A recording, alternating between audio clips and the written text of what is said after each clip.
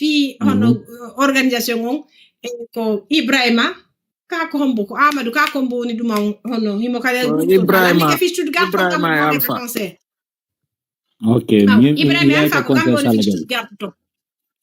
Okay. Nawa conseil ko 30 euro dum don sa ari beta yobi dum don en wallito buy kanyum kadi be marbe problème bi nani Okay, hare buntu on tigi hare wawata on yamirde modi yalla moddi franchement mi nodda nyam franc goke mi hebani on kadi avocat jo telen hono yanto ginete telen heseno frankfurt on do mi wada contact makko kander groupe men si alla jabi jon do mi ay gore bangoni no fala ni jaja no fala ni nyamaklajo kadi kono baybe be mi jonni contact makko gore jango bon debbo wiimo bon ronki taw mandi benen bega kadi ko yimbe be famata o yimbe duma be anyambe o ronki taw dum gore jango hanila non ara ronkari sans doute qu'elle a assez de gens. Elle a assez de personnes parce que c'est taille mon mari client mais oui parce que ils ont gagné on guiné won ay wala hare ko dum client hare oui mon hare fezori mon mari ko goto si taille me ndudi andi are c'est compliqué tema men on kadi andi ko non be wayri be andi wo haaju mabbe donc bon c'est pas grave mi on do mi weltiki Allah jarama hebi yalla yobongo mo hebi akaidi donc c'est le plus important singa mi so hebi kado hebi no woni don do nafa di min ko non nafa famille mon di hara alhamdulillah rabbil alamin ya mi ay hanko mon sallallahu jabi inshallah mi ay amad on visit inshallah mi yoro yon inshallah sallallahu on jabi inshallah pengo to ladi Allah mo inay merci beaucoup Thierno bye bye ko hombo hikki Thierno Guinée Allemagne. Guinée Allemagne. Guinée Allemagne. Go. Guinée Allemagne idi. Guinée Allemagne tati. Guinée Allemagne nay. Guinée Allemagne joy. OK. Abdoulaye. OK. Yaya, bonsoir. Comment tu vas? Alhamdulillah, et vous? Ça va, je vais très bien. Ah, OK. Donc, je pense que vous me reconnaissez, je pense, un peu. On a une fois échangé. Voilà, on a une fois échangé au téléphone dans votre WhatsApp personnel et puis vous m'avez mis dans le groupe. C'est toi, Cissé. C'est moi, Cissé. Comme vous parlez avec beaucoup de personnes, donc vous ne pouvez pas identifier tout le monde, quand même. Oui, c'est vrai. Mais je vois c'est Cissé, non, c'est ça? C'est Cissé, exactement, c'est Cissé, ouais. Comment tu vas, Cissé? Alhamdulillah, et vous? Ça va, alhamdulillah. Nyerema? Alhamdulillah. Donc, juste, ma question dit ça fait. Donc, man, il remercie fait toujours. Donc, vraiment, moi, il a un qui finira vraiment. Parce qu'il a donné des enfants.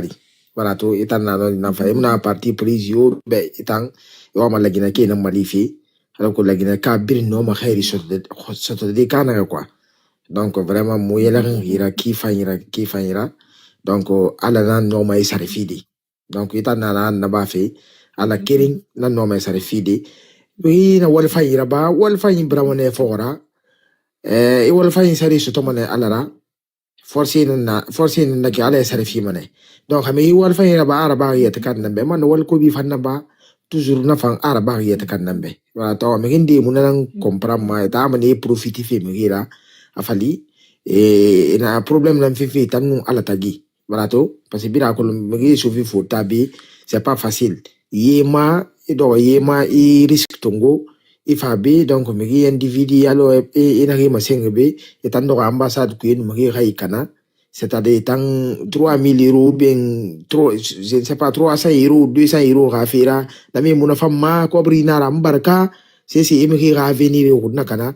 Donc itanda luna geri mo sui qui ala ko to magi ha yetera lui soto hera sende soto yetera lui soto afin faira ala muira bulo mana komba kui sali mama yo comment dire sali yama biring a débarrasser itan ebili rambra itan to araba fi ala namberaki ala tanne fora barato ala tanne fora muno mera donc muno mera c'est fait fera ba muno mera donc won tan won nanam falamat sono won na vraiment ala kanta etanyo irade yu ani malime bili nage bili wali fi koto mara bili donc sende comment ira bili me bili donc on bara do wala ba bili be ala ka bili mali donc nala man no ama fala fi vraiment ira wakili ki faira c'est-à-dire ako ina na ifi faiki kata kanu ala fa magandi be parce que ako no bana giri wo ma groupe ku ina wo kata wo nganu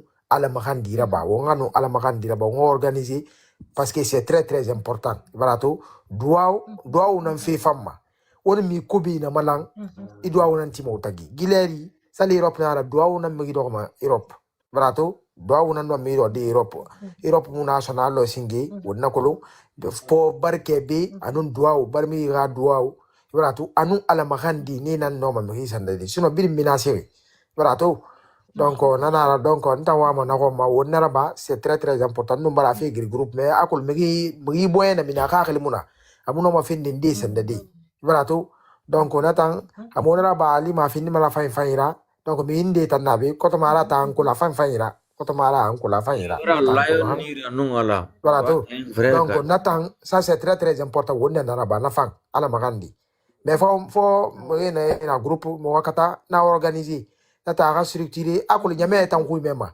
ifan ina na fi mo li fala mo wakata mo na ba wonna ba mo mbir nambe ala magandi mo ba ala ma ki grand aluna ntara gina mais alui qui pardon arage wende voilà ina ala magandi raba vraiment nanam fang ala magandi nam fang quoi donc ni nara donc man wa ma question ça fait akolo mfang yete kanga fima akolo ya pas mais na magandi tan ana magandi tan na doa utan na raba magadi hawo ngage concert là parce que akolo mo ma me reso na ki wona la concert organisé fi hala ko ha cobre ne soto mais refirin na ne umagi germa soy wonna na han fari ne bi na hawo manan to na resu sa wende nya mama era so c'est tant so wende ngude nya mama et témoigner na han dangi re fari bara ko ndune bi na hana to en han bi so wonyira na reina rabari kata au moins on bongi concert ba fina na mo ha kobri soto na han soto mo hande to ngon kana khani be maliki rama harako ino madina han na bari woni parce que to bara so tan na kita ne ta muno bi le bet son voilà donc na concert na dangi le 9 balati on a occupé mon ala ma handi fima on a rabama on a doa rabama donc ino me rapose question poser et merci beaucoup ala ra doa ngabe amin donc no ma question na sa na fi parce que mpama asile no mbara ndo asingira ba ino mbara sanda matongo ako kami asile so to ko mi na ngari kuraba voilà to mbara rikuraba avocat bara rikuraba mais bien na ira abara 25 bi mo wori ndo abara 25 bi mo wori donc man diabète na ma brato diabète man nan tamma bi diabète nso type 2 type mondo type 2 ah ouais ça c'est grave donc nan sanda bine donc sande avocat bara fala na abara are cours ba na manuma intégration ba to ma bien ana mo ya langue donc abara na gani donc ana a justice lama mo la mo ka justice donc mais amulo ka fala mbesinde a to cours ba makro lo yo tar sinde donc do amana ke na ke shi nan fa sa fait comme mon domaine est en colon barato mon domaine non ma la question dans sa fait donc toujours na kira fari afa faira parce que avocat ndina na miki musende mera barato miki mula mera na ki barato mais ma avocat bara fala na asal mo gawo asal ntamboy mo mini donc ana préféré na sa na kana mali menanga kedi suto barato bara la fala be non ndo ma question dans sa fait emano ya ma to na han fara benaki non dina nana déjà nana himo gore diabète modèle mundu nema diabète type 2 na han nema naki c'est très compliqué na mu na ha traitement bo ha complication bo comme nana ne benaki abar na kay dira bay bar na preuve hani nana nema na tan anon di chance big benebe ira kay di soto et voilà comprend alors il en juge fanima ara comprend anu ala mahandi je crois que ça va aller natan ana han fara be wule mu na ku Et puis man to bari intégrer na kima furin. Ibara combien de temps na babe? Le 23 novembre 2023. Bara 2 ans et quelques. Donc 2 ans et quelques déjà. Ibara kata ibara ibara kata ibara toto. C'est déjà très bien. Avancé bele nanaki. Donc kata ala wona mahandi mosono. Ala kaidi fima. Tu vois un peu. Non mais attends, ina kiraya fani farito. Seulement ali mobata et tomi convoquer nanaki parce que pas de nouvelles bonnes nouvelles. Voilà, comprends? Pas de nouvelles bonnes nouvelles.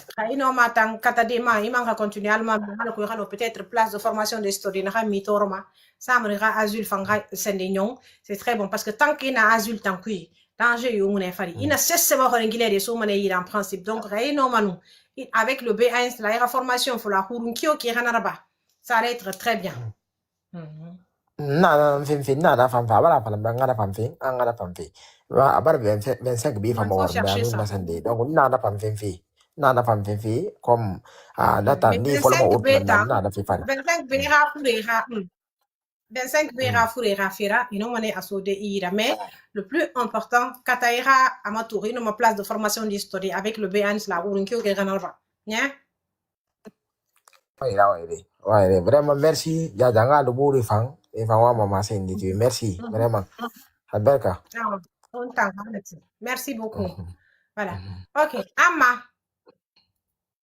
Amma. Parce que là, à 22h, je coupe. Je vous avais promis 2 heures de live. Amadou. C'est pas Amadou APC. Non, Amadou APCD. Amadou Diallo. Ouais, minko yao nilando kusus fi événement quoi. Vala ma soutenugol minko mi sekite je competi no mara si c'est possible là ma yo de walta mi garde na gratuit quoi. I soutenugol encore. Ouais, Amadou minno no mi noddete. Ouais. Ya, mara ko grand jang quoi mi garde na gratuit. Ouais. Affaire sécurité on maîtrise moja ko domaine mako. La besoin ma yandi fi Allah. Imo ko liste déjà. Imo ko liste ka mara odo. Wada ngemo do yeso mara je ara fala kadi fa hiyo to dugo ma na Amadou.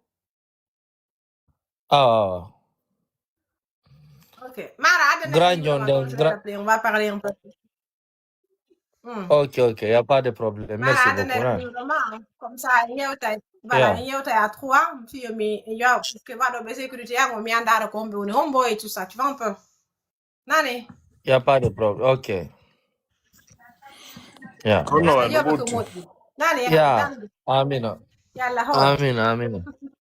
Ok. Amina. Merci beaucoup. Yeah, merci bien. Mi noddete, also men do mi noddete parce que ok, nodde.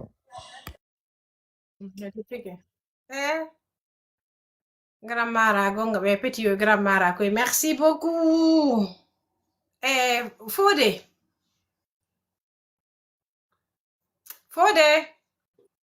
Naam tanti, assalamu alaikum. Jara mo ko singa day jam. Alhamdulillah, nga janto na lato. Jam tu mi do hedi mama him parce que do jaja fala ma coupe de mi wela ma kadi. Ok tanti ko gore jom partage ni lan live mangon do hari parce que mandi ko intéressé lan ko ko si c'est très intéressant même personnellement comme nouveau jaga taw ne bali ko mi ari. Mi do France do nino. Donc on man no itika pays un objectif on te on rêve on ko yawol tonno. Donc ko conseil d'orientation mi fala c'est do mar renseignement mi anda sino ni possible landa golo e basay woni mi ando to numéro mon haram ni na bana ko privé e say woni ko non est possible kamilando ndo e mana ko dubi pay mi conseil ta ko conseil gol honto parce que ko honno denete argol ga personnellement oui ko donc ko yawgol ton di conseil ji mi jonna taadi goddo singa kala hewdo do leyde porto do on tigi woni ton haray on tigi dum man mais jonnugol on tigi conseil parce que wona mi wallo ngami falla hore akko non quand même pas faire di conseil non mi jonnata ko choix ngongo non personnellement ko choix ngonno e mana ko conseil mi fame an ko choix ma Oui, mais choix ma, on sait bien, mais mi wana choix parce que mi watama conseil de joni mi falla hore. kono woni Voilà, donc choix ma, je respecte la fala arde. Asa ari anati do meden do me wali totoma, mais dum mi wata conseil de goddo wondo en dehors de l'Allemagne. Mi wata wade dum parce que déjà c'est puni par la loi. Si mi walti kado yimbe benati ende lendi din, je risque d'aller en prison pour 5 ans. Mi wadata non do. kono woni kono woni Donc voilà, kala non natuɗo ɗo ari pose question landi meɗen ɗo wonɓe ɗo ɓen wonɓe Allemagne ɗo ɓen ko ɓeɗon min wajoto. ok tante ari ko non question jaram boy Barka buy nane. merci beaucoup Merci. Jafuna Naam, salamu alaikum. jarama koy singa ɗe jam. Alhamdulillah. Ko no fewndi. Jama na janno. Gasi joni miɗo heeɗi maɗa mari question. Ko landa mi jogitino mi fala landar fi o 25 be quoi. Remplissir condition ji ɗin. No gata ɗum no biko heɗe balɗe ɗo lendi tera mbarno yawgo manno kaydi hunko dunduno hanko apere mi yawno to ko ɓeorɗami mi landi ɓe fi 25 be on ka ɓenni lansi mi junnal ɓe deftere hande mi wata e ndade no après ɓe junni lanno Alandi ke a waɗi.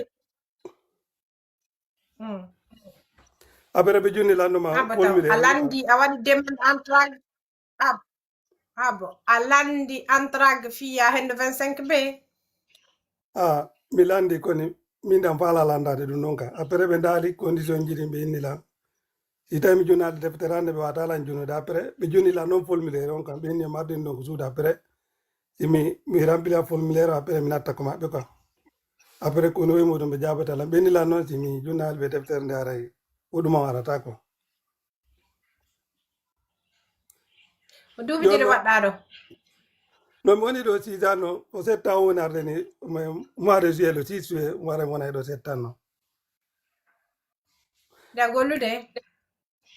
ala mi gollino bi ko debbo landino la fi bulletin de salaire an ɗuma on après tawiɗam jogiti bulletin de salaire dernier 3 mois après mi juni ɓe ɗon kata après ɓe waɗi photocopie Ok, a honno denete a waɗi aswaid a mari leben Deutschland. ɗum ɗo foɗa mi jogitino ɗum ɗo fof depuis ko memi non noon mi junnunoɓe déjà adada ɓe landade lan no ɓaɓe daari ko systéme tawi fof no windi ko systéme maɓe toon no kono waɗi kino wulino Hino ko ɗum ɗo. ɗa ñanden komi yawno ko moɗo ñande komi yawnoɗen ko manifesta ɗon hannoba taw waɗi kino wulino ay falno landade min noon ami marde falno landade mais kono ɓa tawide seppude ko enen fof seppuduno yawduno ko population ko wara e no ɗon no mais kono wiɗo après yonno Gasi joni a honno denete ko saare honde wonɗa ni de Jackson ka honto. no ɓenename baade wonte ɓe lelele ga otin takko france ni o ɗo ni haysi mi waylti keɗara mi naati Strasbourg no Gonga ma. Ok, problème o hino ko woni ko an on ɓayo anon o ngiwi ha to ngo ngari haga déjà iɗa andi Amadou honno denete maju Amadou tipiki Amadou aɗa o Amadou Ba Amadou Hambour Amadou Hambour Ba imoga parce que ɓe Stuttgart ɓen ko kanko kono ala nande Amadou aray mo occupi singa ɗa wawi windande ɗon Amadou parce que ko Amadou woni honno denete récupére de kaydiji mon fi onon wonɓe Stuttgart ɗon ɓen fi affaire attestation ji ɗin onon arɓe ɗon ka manifestation ɓe a wawi joni windande Amadou ɗon ka TikTok ɗo déjà mi winda kaydiri fi sutonugol entrag ma on nani ɗum ko goho a faami ka fi sutonugol entrag ma on ko waɗɗa kon fi 25 b on windan Amadou ɗo mi expliquanaɓe déjà ɗa participe ka manifestation ji et tout cela donc ɗa étifi intégragol ɗo et tout donc et puis comme ça Amadou waɗama kadi e omo Stuttgart contact nata ka groupe ton nani donc joni ino ko wonɗa wadde ko ndin kay diri ko be jonni ma ya remplis donc kay diri ni ko no windi no ton ko fi entra 25 be on ka ko no windi to no ko fi entra fi 25 be on ka because mi ba mi jetti kay dini mari mi junni social la suba ara non do les sak lendi après mi ko makko to mi hollimo kay di jida après o remplis kon piji gono to après tay fi sundu e onno e golle ko mon non gollude après mi jetti kay dini fi ko mon non gollude mi yemi junne ben don ka be remplis ka marde mon kono woni kadi jini be jun landi mina talta ko so nda be kono fala no landa don ko yo mi accu taw mina wadu non ko be jabi lawde be niya imi remplis mi junno non defterande après imi junna be kay mi junnude be fo bawde ginini jamaji dinno na yetta so non fende do ni ko onda don taw nabundi don kadi taw na ba jonnabe dum don afami ka jono be jabo ike mandaro da ba avocat afami be dan do kima defter no rewira ya avocat jom parce que ani badum futumberge kadi ko yimbe hudabe mi anda non tele kamonton yeso ton takko frontière on to si tay be way wa tele kan suru afami ga no me casuel ko 97 kilo na ko namsi 97 kilo na ko non mendi de ke mi anda bala mi anda krais mo ngon ko no be wayri to andi ka parce que rayda be ko rot wal wiete ay nyande yawno de man fe so vendredi ne nyande be natuno do di moja me ma ko yontere wotere men men ati ti rajal billahi wayi donc yontere wotere me ma ko di dubi do boko mene wondu no do no kono kan ko taw fe ni delegation kal fe do no on église do habe ara ko makko benatim gasi ari arsi ke makko la niga jono ko dungon mame alande ndongo il faut essayer de yaw dabba taw avocat rewa ben do o rewa dépose kadi den taw ko be jaabi ma be adamma dum yetta dum do yaha ya avocat jon do lunda avocat ha jonna mo din kadi do et puis en même temps wada photocopie deftere ma ne jonna avocat jon da parce que jonnugol deftere den quand même il y a beaucoup de trucs ay pay ko jabi do nane ko deftere ma ko nengo jonni mo wadde hospital o jonni deftere no mi jendi ko dio makko ko whatsapp groupe ton dam ko der groupe ton no ko mi ala wonde to mi dam jeda ko go ide der donc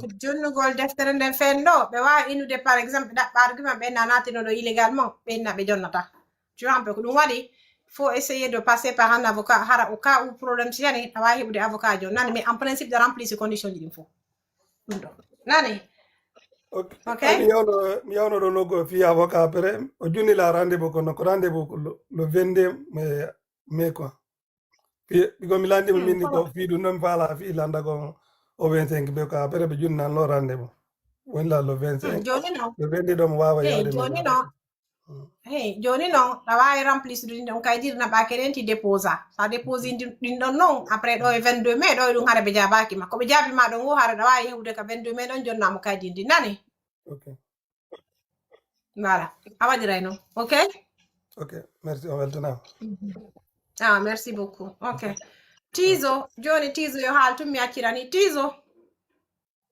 jojo salam nala ton alhamdulillah joni mi do hedi masini binko Bayern mi woni quoi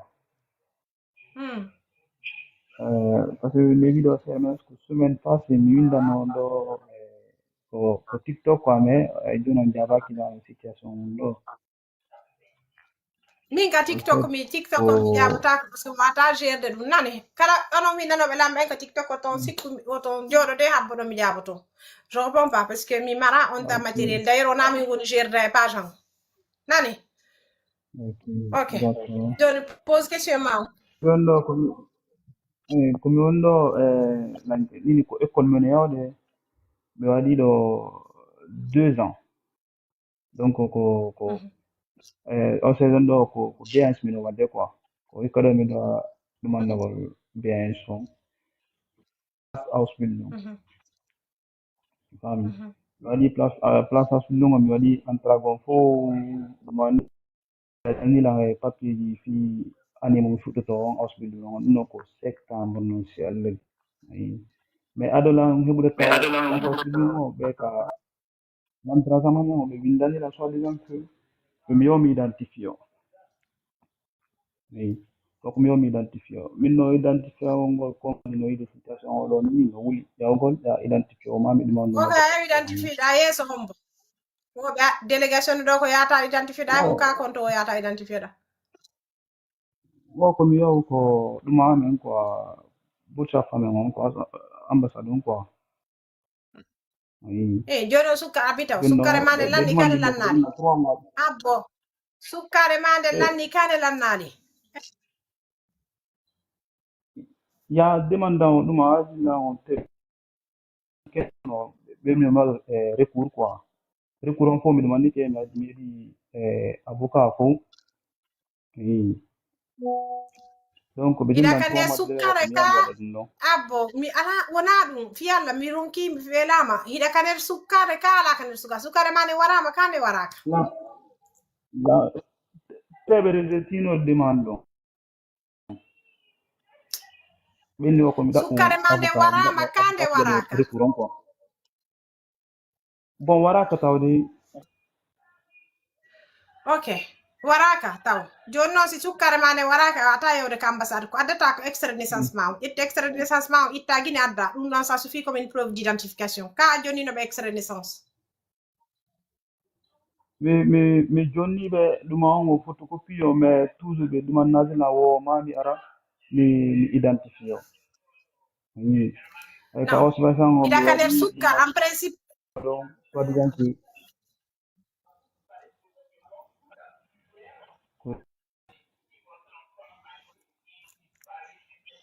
allo par ce que ko woni fama ɗon hakkilno hakkadi ya ko woni fama ɗon hakkilno hakkadi lawi eyi ɗuma o demande o résultat makko so ɓe inni waɗa recours ko ɗum woni résultat makka kana ɗum noon wona ɗum woni rejet c'est à dire ɗa honno de ça dit que premier rejet on ɓe jonnima on ɗon a waɗi recours on tant que recours on wonno justice on rejetal demande ma on haare sukkare mande no dagui sukkare mande dagui ɗon no honno de netene ma yalta ko dagui ɗon donc ça veut dire que ko wonɗa ɗo ni ko besoiniɗa jonnugol ɓe ko extrait de naissance o wona photocopie o waɗi jonnuɓe original o c'est aussi simple que cela jonnuɓe original o innaɓe ni ɓay tun iɗa kaner sukkal amana droit yagol ko ambassade ma anande ok mi faami ɗo jonno ko anndina par ce que woti ɗumanno papier goto toon ka lantrasam ɗon par ce que min mi ala tuteur jo quoi ɗumanno golla wallugol lam oui komin tun fayda ko ɓe kay kollame madame amen ko ɓen ɗo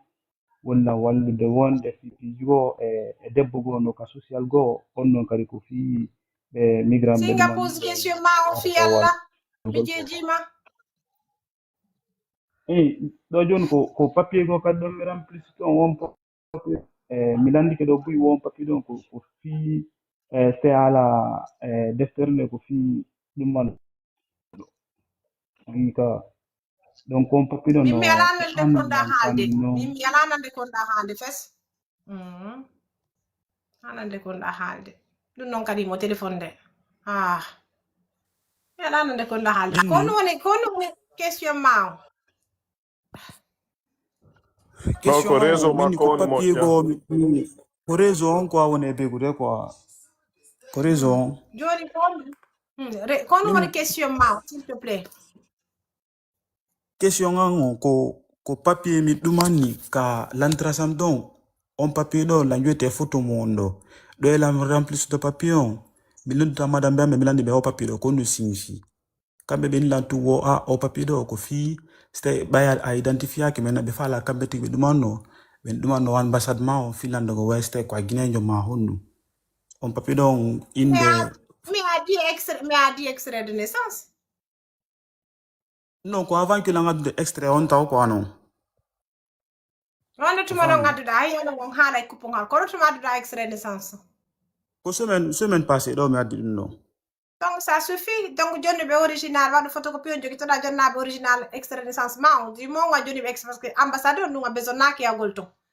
ni honno denete ambassade on a sa yeehi ton ko ɓe innata ko a honno de ko a guinéje point barre si ɓe innima ɓe wadde ɗum ɗon normalement hiɗa kaner sukkar ko ɗum woni il faut chercher un avocat hiɗa kaner sukka il ne peut pas jonnuɓe extrait de naissance on ça suffit parce que sa jonnaɗo extrait de naissance on kada wata fuɗɗade sukkar min ni on déjà selon la loi allemande natuɗo ɗo wokande leydi maɓɓe 6 mois ɗo ya timminde ɗo 6 mois ko a duwaɗo prouve de identité ma on jonna extrait de naissance wona deftere wona carte consulaire mais extrait de naissance c'est important donc nous non ça joni mais nous non déjà haray anga sorti un problème parce que ça jonna l'extrait de licenciement alla dan sukkarema ne rejetama joni ça yehi hibugol joni ausbildung studungo be nana prouver identité ma pendant les 6 mois où tu étais ici be jonatama ausbildung studung Alles klar. nani Ah, ja, minani. Vraiment, merci beaucoup. ok Ja. merci beaucoup intégrer le groupe c'est mieux parce que son vidéo la meka TikTok lo mjapta je ne sais pas qui est qui il faut intégrer le groupe futa no do ko kanko administrateur groupe on marano do groupe jamendi il faut intégrer les groupes là-bas nani Quando valite fi integrugol duma gruppo? windando futa singa futa na do marano do amadou be do to tokal be wate na de ndetto windam ben do nani Ok, ja, ok. No, then. Ok, Jodi Mingo Meakirini, franchement Mironki. Alors, le 9, on a des week-end prochain, il y aura un live spécial pour le concert, pour vous rappeler, si à la Diaby. Nani, alors Mingo Mironki Meakirini Mara. Milfred Tchus, Dialomoni Konawai, merci beaucoup, merci à tout le monde, merci. On a fait pour Kalemo, Laikudo, Tapotudo, Ondiarama. Kala, signal le 24, on a Ondiarama. Merci à vous, Delta Force, merci beaucoup, merci à vous tous. Signal bébé, non. Signal bébé.